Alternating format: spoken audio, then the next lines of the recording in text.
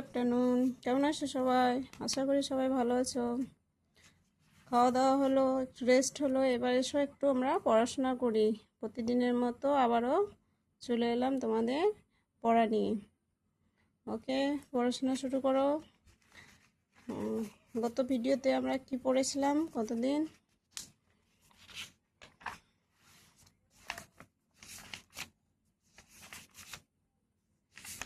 হয়ে গেছে, এই গল্পটাও হয়ে গেছে। প্রশ্ন করেছিলাম, এই যে এগুলো সব করে দিয়েছি। আজকে আমরা নতুন টপিক শুরু করব, নতুন অধ্যায়। কি আছে দেখি নতুন অধ্যায়ে। এই যে আবার একটা কবিতা চলে এলো। কবিতার নাম হচ্ছে অতীত পাখি সরল দে। অতীত পাখি সরল দে। দেখো এখানে অনেকগুলো ছবিতে দেখো কতগুলো পাখি দেখতে পাচ্ছি আমরা, তাই না?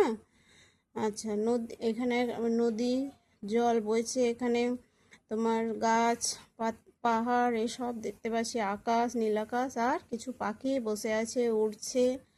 তো এগুলোকে আমরা বলছি অতীত পাখি সরল দে। কার লেখা?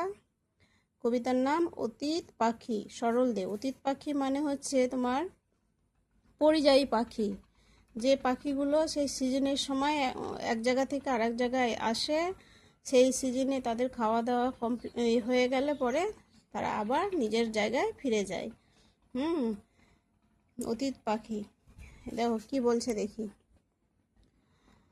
অতীত পাখি সরল দে। অতীত পাখি, অতীত পাখি, পথিক পাখির ঝাঁক, দূর থেকে ওই আসছে উড়ে হাজার হাজার লাখ। হারায় না পথ অতীত পাখি, এ পথ তাদের চেনা নাকি। আছে রে মেঘ ফুঁড়ে ফুঁড়ে ঘুরে পথের মাখ। আয়রে তোরা অতীত পাখি, আয়রে তোরা আয়, হরেক পাখির খুশির মেলা রঙের ছোঁয়া পায়।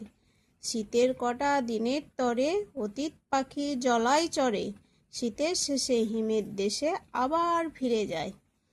তাহলে দেখো কি বলছে, অতীত পাখি হচ্ছে একটা পরিযায়ী পাখি যা এক জায়গা থেকে আর এক জায়গায় আসে।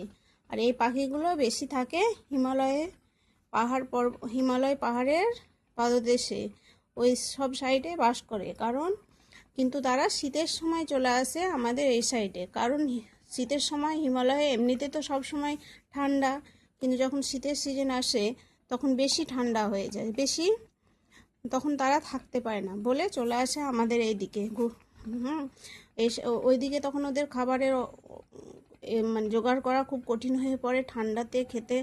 খেতে না পেলে তো মারা যাবে, তার জন্য তারা নিজেকে বাঁচানোর জন্য জীবিকার তাগিদে, যেমন আমরা মানুষরা জীবিকার জন্য এক রাজ্য থেকে আর এক রাজ্যে কাজ করতে যায়, কিছু টাকা ইনকাম করার জন্য, খেয়ে পড়ে বেঁচে থাকার জন্য, তেমনি তারাও খাওয়ার জন্য, কিছু খাবার জন্য আর নিজেদেরকে বাঁচিয়ে রাখার জন্য তারা চলে আসে খুব শীতের সময় আমাদের এই দিকে। তখন আমাদের এদিকে শীত থাকে, কিন্তু কি হয়, ওদের হিমালয় পর্বতের ওই দিকে যে শীতটা থাকে, পাহাড়ি অঞ্চলে শীতটা ওর থেকে অনেক কম থাকে আমাদের দিকে, ঠিক আছে? এবার যেমন শীত শেষ হয়ে যায় আমাদের এদিকে, তখন তারা ওইদিকে চলে যায়। এদিকে যখন গরম পড়তে শুরু করে তখন তারা চলে যায়, কারণ তারা গরমেও থাকতে পারবে না ঠান্ডা ছাড়া, কিন্তু বেশি ঠান্ডাতেও তো থাকতে পারবে না। আচ্ছা, তাহলে আরেকবার পড়ি। অতীত পাখি সরল দে। অতীত পাখি, অতীত পাখি, পথিক পাখির ঝাঁক, দূর থেকে ওই আসছে উড়ে হাজার হাজার লাখ। কি বলছে দেখো, দূর থেকে উড়ে আসছে হাজার হাজার লাখ, লাখ লাখ পাখি উড়ে আসে। হারায় না পথ অতীত পাখি, এ পথ তাদের চেনা নাকি।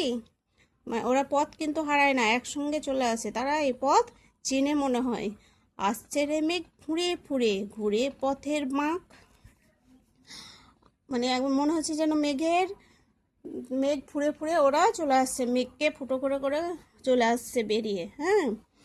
আচ্ছা, আয়রে তোরা অতীত পাখি, আয়রে তোরা আয়, হরেক পাখির খুশির মেলা রঙের ছোঁয়া পায়।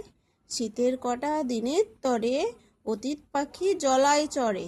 এই যে শীতের কটা দিনের জন্য তারা এসে আমাদের এখানে জলাচরে ওখানে চড়ে বেড়ায়। শীতের শেষে হিমের দেশে আবার ফিরে যায়। এই যেমন শীত হয়ে গেল, এখন এখন আমাদের এদিকে কি চলছে, গরমকাল, কিন্তু হিমালয় এদিকে ঠান্ডা, ওরা ওখানে ঠিক ফিরে চলে গেছে, আবার শীতের সময় হবে তখন চলে আসবে। তাহলে তোমরা এই কবিতাটা ভালো করে মুখস্থ করো আগে, ভালো করে দেখে দেখে মুখস্থ করবে, করে না দেখে লেখার একটু চেষ্টা করবে, ঠিক আছে? এবার দেখো শব্দার্থ। অতীত পাখি, অতীত পাখি বা পরিযায়ী পাখি যেটা বললাম। ঝাঁক মানে দল, এক দল বেঁধে আছে যেটা, সেই ঝাঁক। বাঁক, বাঁক মানে মোড়, যে বাঁক ঘোরে, যে যে বাঁক ঘোরে সেটা হচ্ছে মোড়। আচ্ছা, তরে মানে জন্য, তরে মানে হচ্ছে জন্য। চরে মানে বিচরণ করে, হিম মানে হচ্ছে বরফ, হিম মানে বরফ। তাহলে কবিতাটা ভালো করে পড়ো তোমরা, আর এই শব্দার্থগুলো মুখস্থ করো। নেক্সট দিন আমরা এখান থেকে আমরা পরের পার্টে যাব। এখন এটাই হলো, ওকে? ভালো করে পড়াশোনা করো। তাহলে আজ এই অবধি, ঠিক আছে।